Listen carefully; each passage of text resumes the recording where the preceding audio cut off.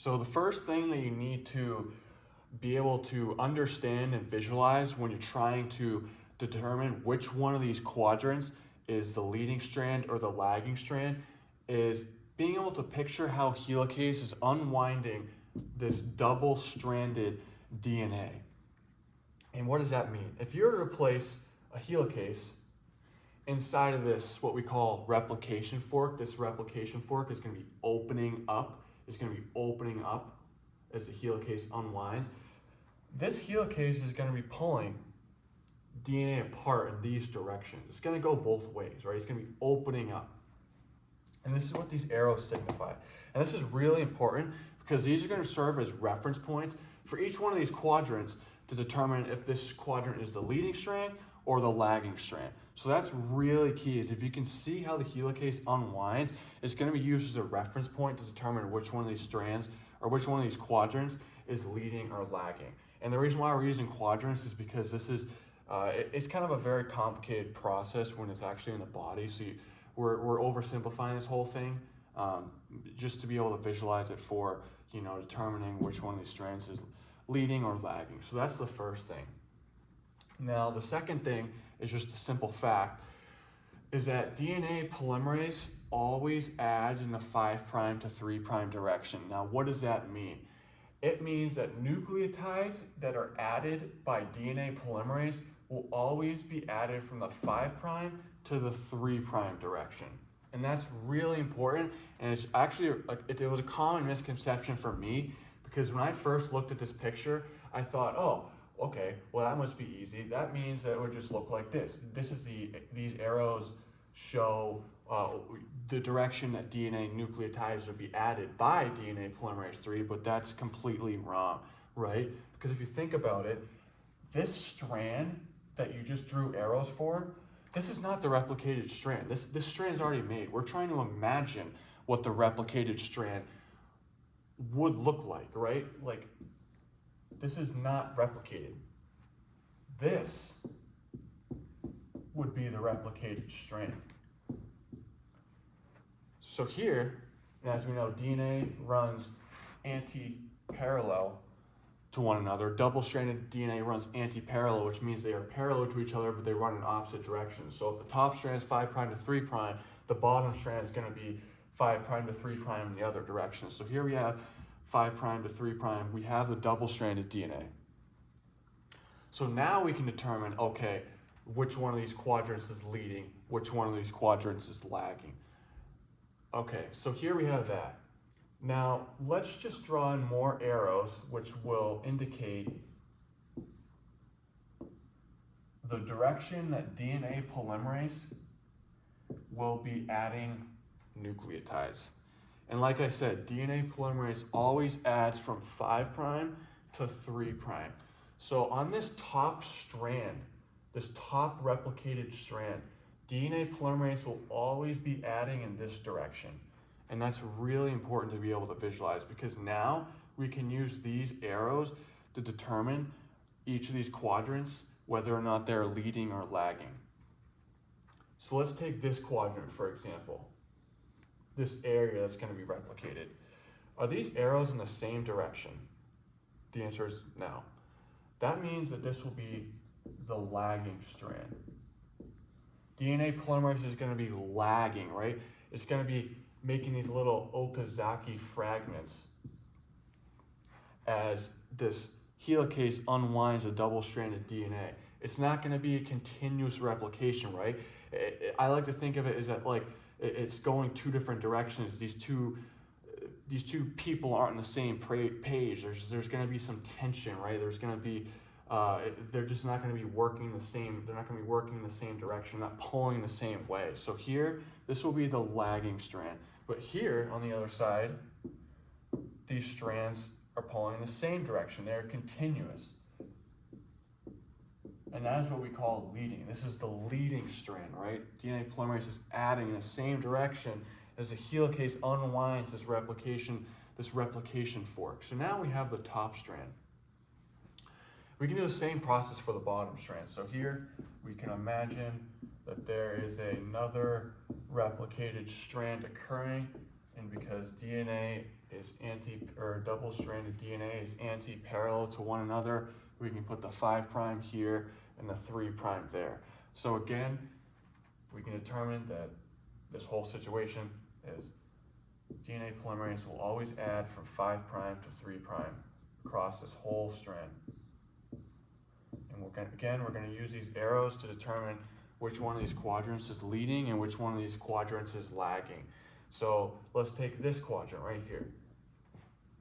As DNA polymerase adds this way, it's going to be going in the same direction as the helicase unwinds on this side, right? So this will be the leading strand.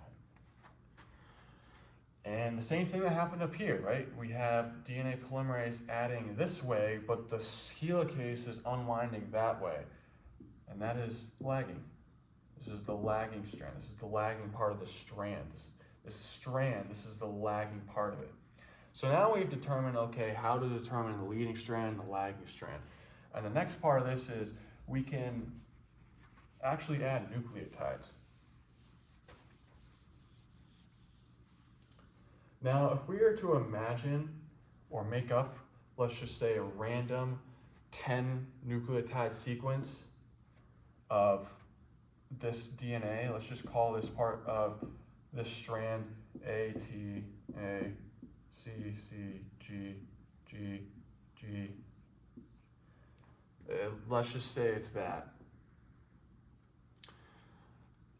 One of the other common misconceptions that I ran into when doing this is I thought that, as you know, when DNA gets replicated, as you can see in step 4, there's a primase. Primase makes an RNA primer that will run complementary to this strand. So here we'll have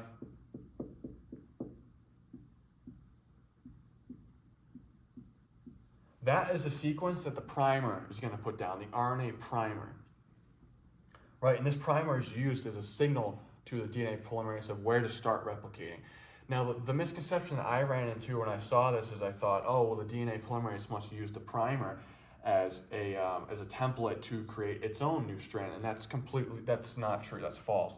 So, not that this isn't, we should keep this here because it's important for the DNA polymerase to actually see, but it's important for us to know that DNA polymerase isn't making a complementary strand based on this.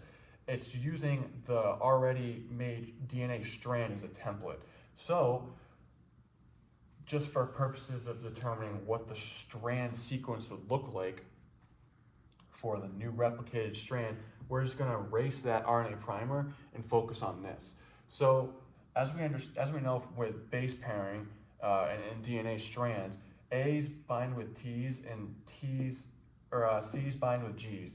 So right here, we can just draw this in real quick.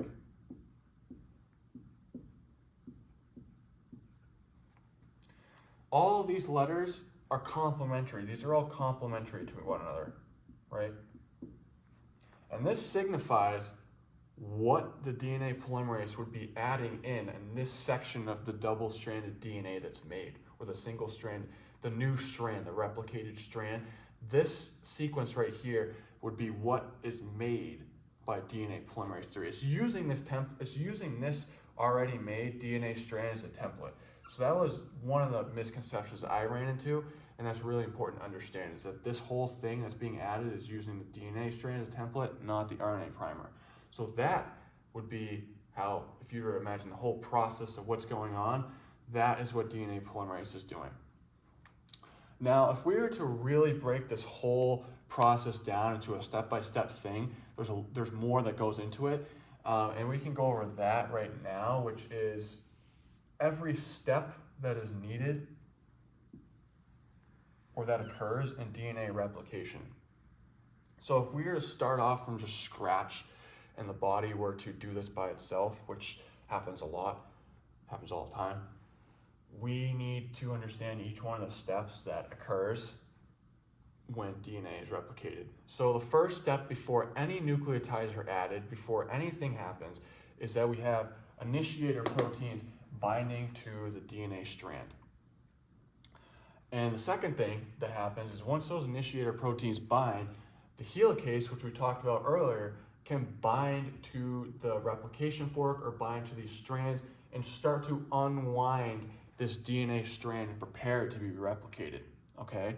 And then, as we can see, the next thing, that's important, the next thing we see is that the single-stranded binding proteins come in, and the thing you need to know about that is that they pretty much just stabilize the DNA strands as they're pulled apart. The way that I think about it is that as these double strands are pulled apart, they are now considered single strands, and these single-stranded binding proteins come in to stabilize that whole, those strands from reforming and coming back together. So that's how I think about it. So now that we have this all pulled apart, primates can come in and make that RNA primer that we are talking about. So let's just say that this is the DNA nucleotide sequence. Primates will come in, recognize this sequence, and say, hey, I'm going to add nucleotides that are complementary to that part of the DNA strand. And really, these should be a lot more of A's and T's, because the primates usually targets areas that are T and A rich, thymine and adenine rich, because those strands or those base pairs are held together only by 2 hydrogen bonds instead of 3, so it's a little bit easier for the whole replication to occur. So these should really be A's and T's. That's not as important, but that's a fact. So now that we have this primer, the DNA polymerase can come in and actually recognize where to start. So as we said earlier, DNA polymerase is going to come in and it's going to create a complementary base pair to these DNA strands, not the RNA primer. So you have a T, an A, C, C, G, G, G. So here is really what that replicated strand will look like, right? So now we have the replicated strand. And I guess we can go over the Okazaki fragments, but if this is the leading strand, this will be the lagging.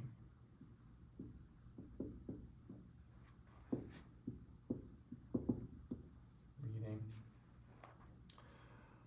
So we have these strands being added, but when you see the word lagging, that can you almost think like, oh, what does that really mean? What that means is these these nucleotides that get added are not going to be added continuously. They're going to be added discontinuously, right? Or semi-continuously. So you're going to get these little like fragments called Okazaki fragments.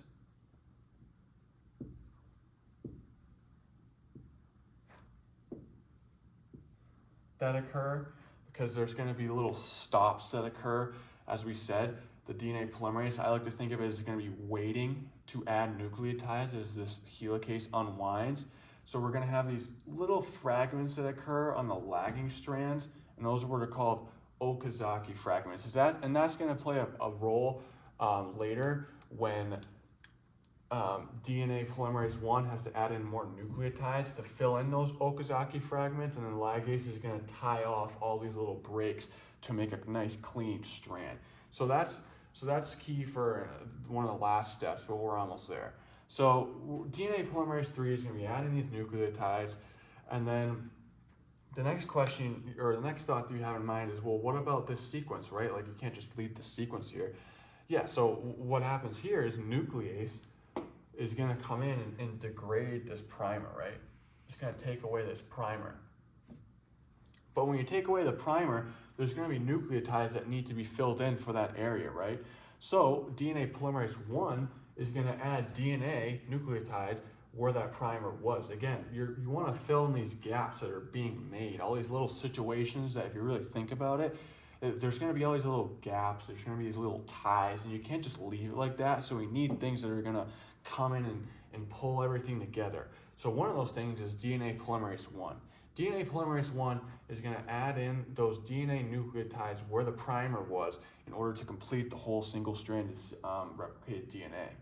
All right, so that's the second to last step. So we're almost there.